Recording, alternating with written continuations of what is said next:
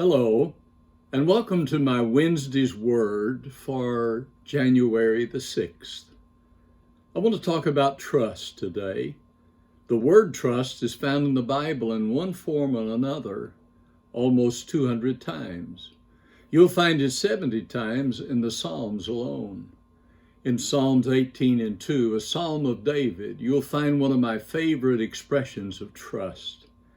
David said, "The Lord is my rock and my fortress and my deliverer, my God, my strength, in whom I will trust, my buckler and the horn of my salvation and my high tower." What a statement.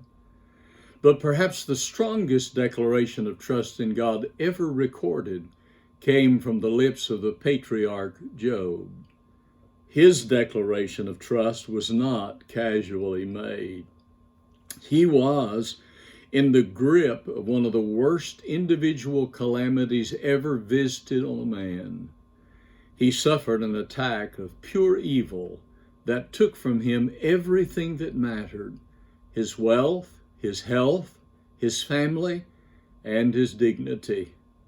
Yet in the midst of this calamity, Job would boldly say, "Though he slay me, yet will I trust in him." When most would have accepted the advice of Job's wife and cursed God and died, instead, Job declared his unwavering trust in God.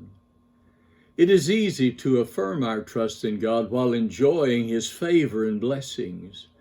It's much harder when we are in a crisis. Most of us have heard the story of a tourist who was visiting the Grand Canyon. He got a little too close to the edge, lost his footing, plunged over the side, clawing and reaching out for something that might save him. After he went over the cliff and just before he fell into space, he was able to grasp hold of a scrubby little bush, and he desperately held on with both hands. Filled with terror, he called out toward heaven, "Is there anyone up there?" A calm and powerful voice came out of the sky saying, "Yes, there is." The tourist pleaded, "Can you help me?" The calm voice replied, "Yes, I can. What is your problem?" "I fell over the cliff and I'm dangling in space, holding on to a bush that is about to let go."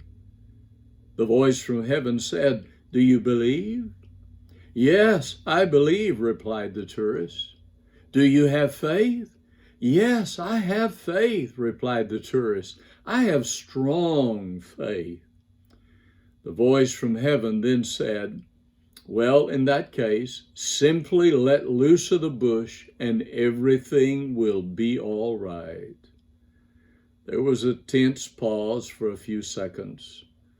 Then the tourist yelled, "Is there anyone else up there?" It seems that millions of Americans are beginning to ask, "Is there anyone else up there?" We are forgetting our spiritual heritage as a nation. We're at a point of despair. We need to understand that God is still the one we must trust in. Back in 1814, while observing the battle over Fort McHenry in Baltimore Harbor, Francis Scott Key was inspired to write a poem entitled "Defense of Fort McHenry." The fourth verse of that poem, which would become our national anthem, Key wrote, "And in this be our motto, in God is our trust." For over 100 years, until 1956, that was the unofficial motto of our nation. During the Lincoln administration, this motto was added to the 1 and 2 cent coins.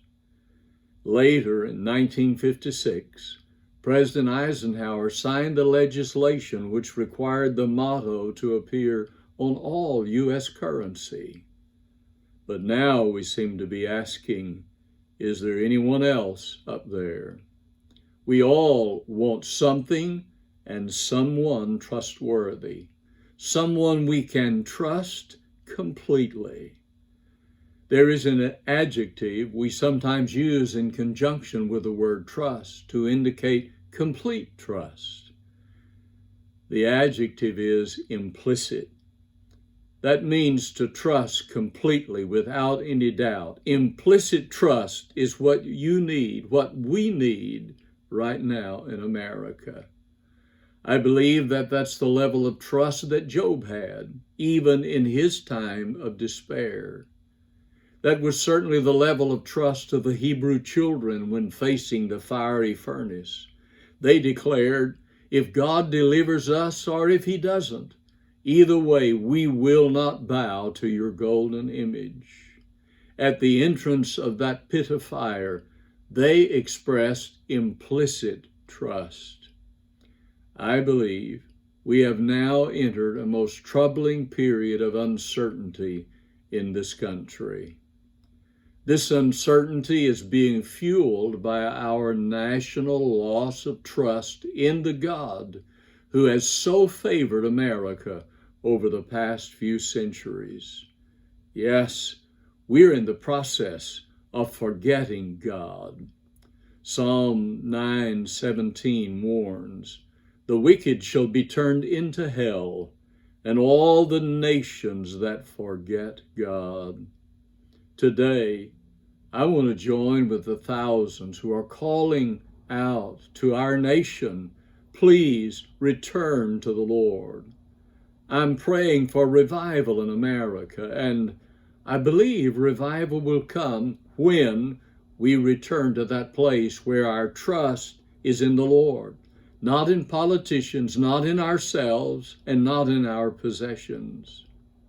Perhaps 1 Timothy 6:17 should be a warning to our country today. Paul said, charge them that are rich in this world, that they be not high-minded, nor trust in uncertain riches, but in the living God, who giveth us richly all things to enjoy. Through the prophet Nahum, we are told, the Lord is good, a stronghold in the day of trouble, and he knoweth them that trust in him. Let's pray for revival. Let's especially pray that America will again return to our motto, in God we trust. The events of this troubling Wednesday have stirred America to our very core. So many are asking right now, what's going to happen? What's next? And who do we trust? I remind you today, there is one who is absolutely trustworthy. You can have implicit trust in our God, and he will not forsake us. It's time for America to pray and come back to that place where we will declare our trust is in God.